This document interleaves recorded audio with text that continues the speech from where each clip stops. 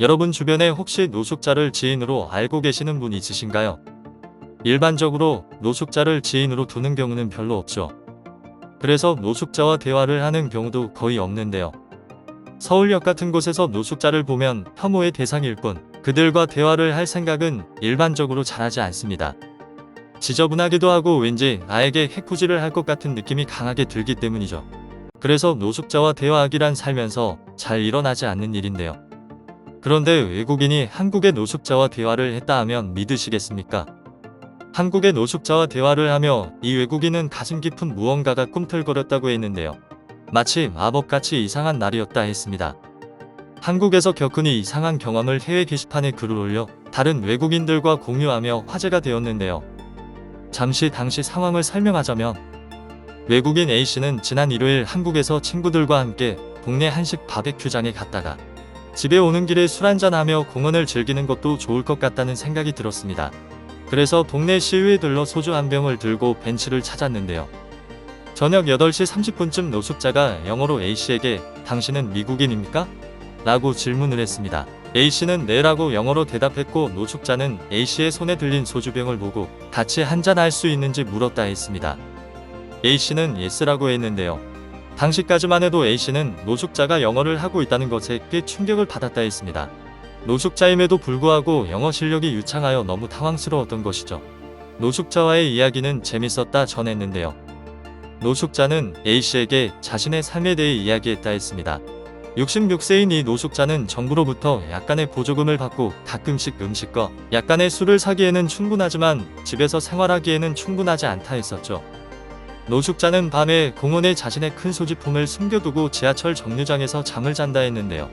청결을 유지하기 위해 일주일에 몇 번 사우나에서 샤워를 한다 했습니다.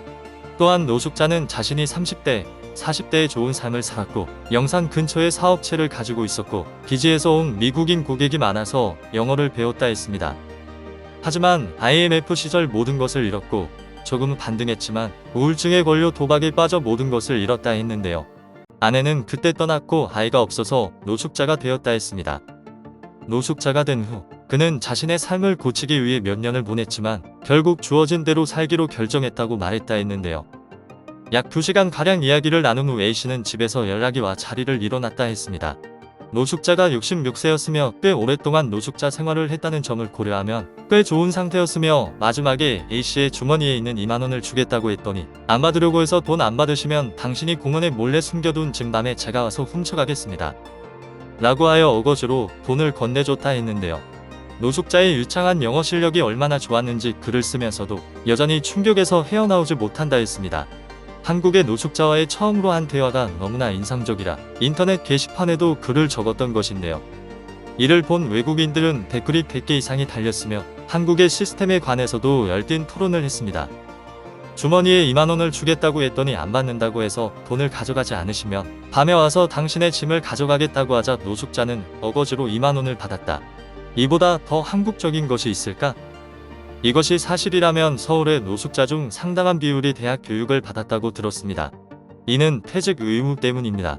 나는 교육을 많이 받고 타국어를 구사하는 많은 택시 운전사를 만났고 그들은 어떻게든 계속해서 돈을 벌어야 했습니다.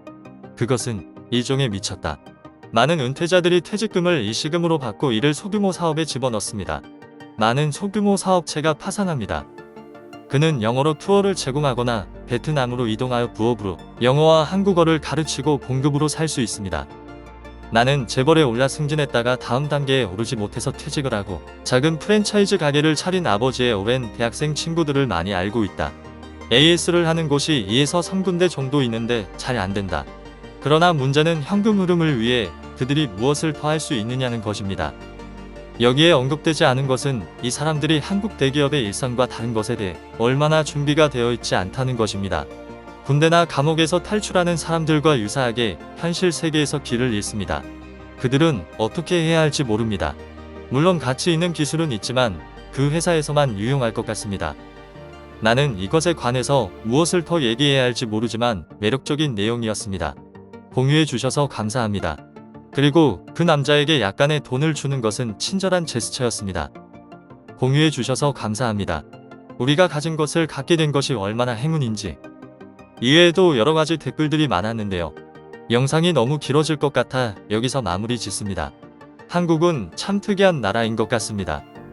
사회 계층 중 가장 밑바닥이라고 일컬어지는 노숙자가 한국어도 아닌 영어로 타지에 있는 한 외국 젊은이에게 커다란 깨달음을 주니 말입니다. 이 외국인은 이 노숙자를 만나고 나서 한국에 대한 인식과 삶에 대한 인식이 이전과는 조금 달라지지 않았을까요?